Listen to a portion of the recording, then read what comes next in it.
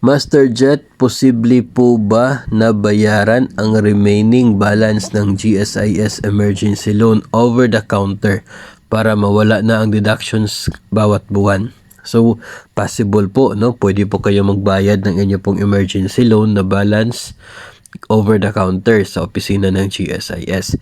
Pwede rin naman sa mga ito pong remittance center, no, yung mga kung saan pwede ka magbayad, no, sa GSIS. Ano bang tawag, anong term doon? Doon sa GSIS, pwede po doon. Tapos pwede rin, no, sa ngayon itong bago gamit yung GSIS Touch, pwede po kayo magbayad gamit yung GSIS Touch at i-connect po yun pwede sa inyo pong land bank na i-access. Pwede din naman po doon sa anong bangko yung isa, yun bank ba yun? Tapos pwede rin naman na sa pamamagitan ng GCash, no? Kung may laman yung GCash ninyo, yun yung gagamitin ninyo pambayad sa GSIS loan. Pwede rin sa Maya, no?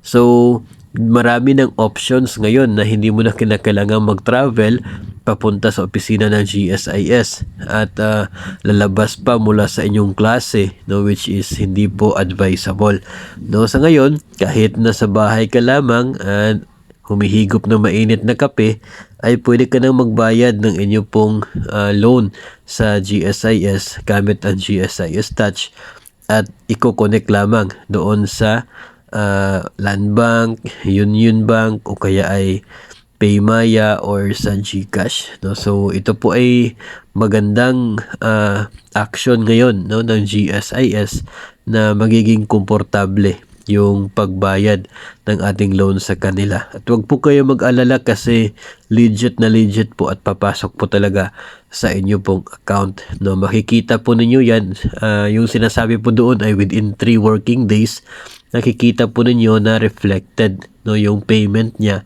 doon sa inyo pong loan, sa inyo pong GSIS account. So, tested and proven ko na po yun. Yun po yung ginagamit ko para po sa aking policy loan na hindi po nakadeduct sa aking sahod.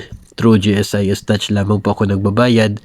At ito po ay na legit po na pumapasok sa inyong account at nagbabawas po ito doon sa inyo pong outstanding loan balance. Kahit nga po hindi full payment, kahit po partial lang, pwede po ninyong gamitin, no, yung GSIS Touch para po magbayad sa inyo pong GSIS loan. So sa case na ito, pag gusto po ninyo ng full payment, ay maganda po na ganun. Tapos kapag fully paid na po siya, ay siguro makipag-ugnayan na lamang po sa inyo pong in charge ng GSIS, particular sa inyo pong division, at kayo po ay pagbigay alam sa kanila na fully paid na ang inyong loan para ito ay magawa ng aksyon at pwedeng hindi na po mag-deduct mula sa inyong sahod sa susunod po na buwan.